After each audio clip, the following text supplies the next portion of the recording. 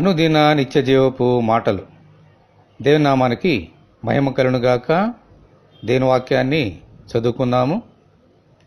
ఆనందముతో కూడిన పూర్ణమైన ఓర్పును దీర్ఘ శాంతమును కనపరచినట్లు ఆయన మహిమ శక్తిని బట్టి సంపూర్ణ బలముతో బలపరచబడవలనియు దేవుని బతిమాలుచున్నాం.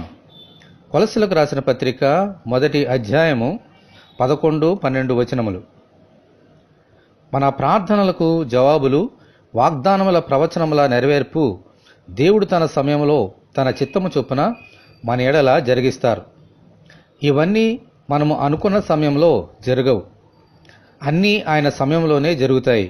కాబట్టి మనకు ఓర్పు ఎంతో అవసరం.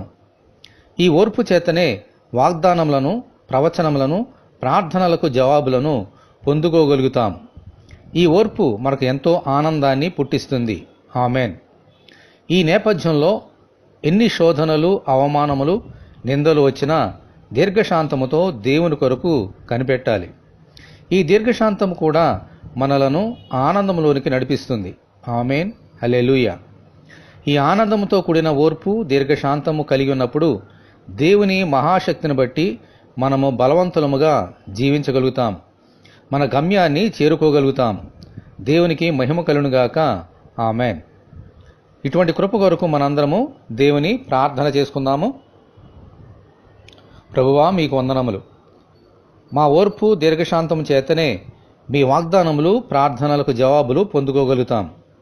మీ మహిమా శక్తిని బట్టి మమ్ములను బలవంతులుగా చేసి ఆశీర్వదించమని ప్రభువైన యేసుక్రీస్తు ద్వారా ప్రార్థన చేయుచున్నాము తండ్రి. ఆమెన్.